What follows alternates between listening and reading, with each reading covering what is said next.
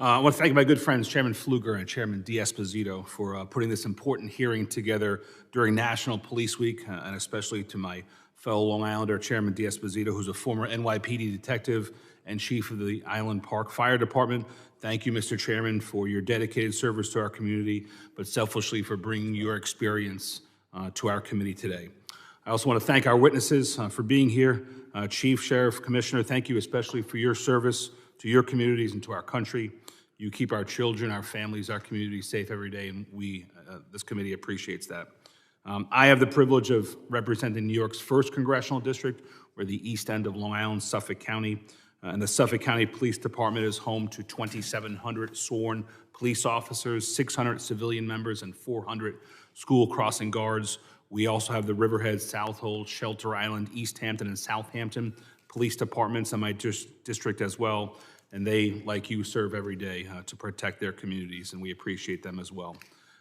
As this is National Police Week, I want to discuss the ways the federal government can be helpful to local law enforcement.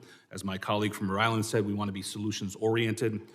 So, Chief, Sheriff, and Commissioner, my first question is for you, gentlemen. In my home state of New York, we have unfortunately seen some of our elected leaders choosing to support criminals more than our law enforcement officers. In particular, cashless bail has been a disaster from the very beginning.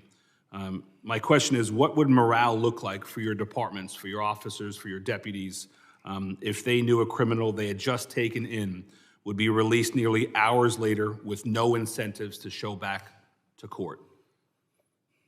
Sheriff, you want to give it a shot first? That's exactly the environment we are operating in California. I'm fortunate. My roster is almost full. I'm on the other end. I have a great retention in my organization, and we are attracting people. It's not because we're the highest paid. I think we have a highly supportive community, and that's probably the first most paramount thing, is having great community support. The media rhetoric is not accurate. The vast majority of Americans do support policing, so I'd start with that. I think one of the biggest issues, probably beyond what this board can do, is get us out of social work. That solves probably one of the biggest issues. If we didn't have to deal with the mental illness, the substance use that we proliferate. Right now, 1,000 people in my jail are on medication-assisted treatment. I have half of my people entrusted in my care have a daily nexus to mental health treatment. I run the largest detox facility in our county, the Orange County Jail. So those are probably the real issues that I think are the most challenging. Violent crime, of course, criminals have to be there, but when you look at resources and how taxed we are, getting us out of social work and let us do the job we got in to do in policing would probably be the biggest morale boost for our team. Thanks, Sheriff. Commissioner, Chief, do you guys want to add something? Yes, sir. Thank you. I think in my neck of the woods, which is West Texas, so there's, we measure distance in time, not in miles. So I would have to second what the sheriff says in reference to mental health. If we encounter someone in crisis, we will absolutely, that officer that is assisting that person in crisis will be tied up their entire shift. So that includes a trip to a medical facility, but then they will have to transport that person in crisis to a mental health facility, which many times is 2.5 hours away. That does nothing for the officer, and it absolutely does nothing for that person in crisis. Could you imagine being in crisis and having to ride in a police car for 2.5 hours before you could get help? So that's an issue for us, and that's an issue that needs to be fixed, and we've been asking for it to be fixed for forever. Thank you.